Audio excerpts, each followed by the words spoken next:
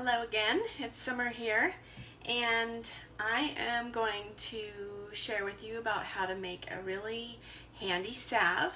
And today we spoke about Breathe, so I am going to use Breathe in this, but it's a salve recipe that you can use with any combination of oils that you would like.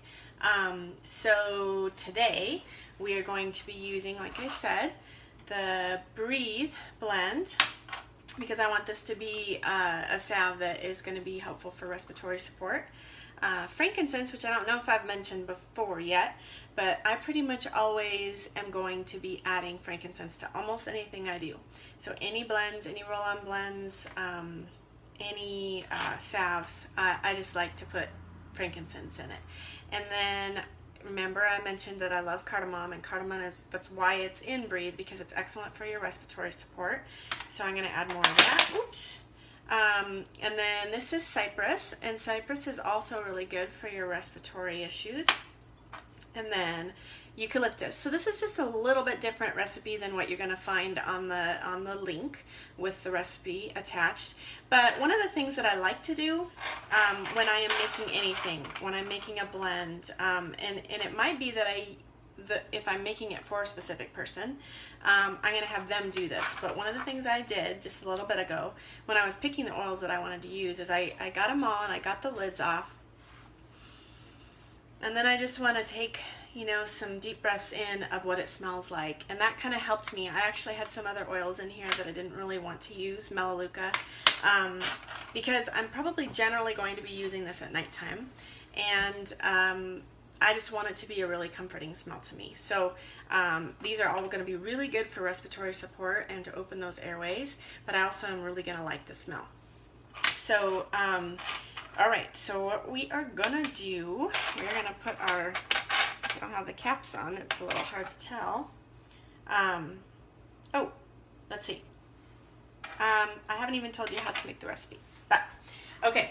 So what I did was I don't have a double boiler, but what I did is I put my measuring cup, my glass measuring cup, into the pot, and that is how I was going to melt my beeswax. So what I did first is I put the sweet almond oil, the half a cup of sweet almond oil, and the half a cup of grapeseed oil. I put them in my glass measuring cup, and then let's see here, half a tablespoon of vitamin E oil. So I actually combined them in a glass measuring cup first. And then I got my beeswax pastilles. Now you can get beeswax in different forms. This is how I like to get them when I'm making recipes like this, because you can see that it's just going to be really easy to measure rather than having to cut it off of a block. These ones are white. Usually they're yellow. I got these off of Amazon and I saw that they were white. It says that the color was removed naturally. Usually I get yellow.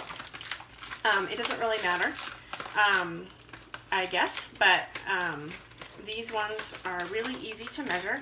So I put my vegetable oils in the measuring cup, and I think on the website the recipe tells you to melt your beeswax separately and then pour your vegetable oils in it. However, if you do that, you are going to find that the colder vegetable oils are going to almost make your beeswax start to solidify again, and I would just rather it be really all melted together. So I put the beeswax in this larger measuring cup, and I put it in my pan, and then I poured my vegetable oils in here. And then it took a while, maybe 5 minutes to melt, but now we have all of our ingredients minus our essential oils. Now you really want to make sure that you let it cool, because one of the things that we don't like to do is to have our essential oils. This is one of the reasons that we tell you guys to dilute, because we don't want the essential oils to evaporate off our skin. We're going to try to have as little as that going on as possible. So make sure to cool us a little bit so that the heat doesn't just automatically make those essential oils evaporate. So let's get on to adding our essential oils in. And so we are going to do, let's see, 10 drops of our Breathe. And then I wanted to do 5 drops each of my other oils. So that was frankincense, and this is cypress,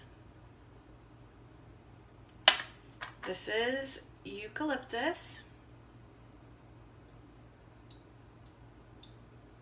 and then my favorite, cardamom. And it doesn't matter if you get a couple drops extra, and obviously my recipe is a little bit more. I think the recipe online is going to be at about 25 drops total, and mine is going to be more like 30.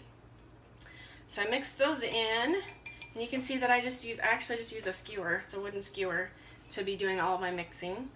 And then you're going to pour in a container, and I like mason jar kind of containers. You can get all sorts of containers again on like Amazon or aromatools.com.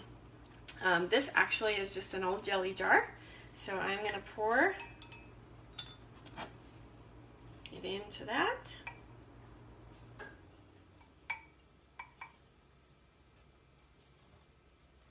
And it's perfect.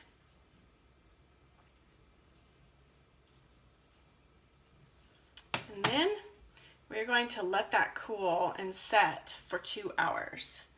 And then we will have a nice respiratory salve. So this is our Breathe salve. Again, like we said, you can use all sorts of other combinations. You can make a digestive blend for rubbing on your tummy. You can make a skin soothing salve. There's lots and lots of possibilities for this. So it's really just a matter of you getting used to using your oils and seeing what you like.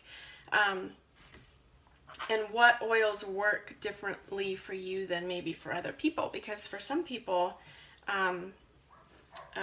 Breathe, just the essential oil Breathe, may not work quite as effectively as maybe a combination of other oils like eucalyptus and white fir. So you just kind of have to be brave and start doing some trial and error and seeing what works for you. So we're going to let that set. And I was just going to talk to you a little bit about the vegetable oils that we used. So I got, again, all of these off of Amazon. We live in a small town, and we do have a small little natural place in town, but it's just a matter of whether or not they have what I need. So this is sweet almond oil, and it is derived from pressed almonds. People use it in their soap making and in skincare products. It's naturally nourishing. Sweet almond oil is easily absorbed and will not clog pores, and it promotes clear, soft, healthy skin. So that's why we use that in this. And then grapeseed oil is a light odorless oil with mild astringent and emollient properties. So we use that, and I also got that off Amazon. This I probably just got from a store.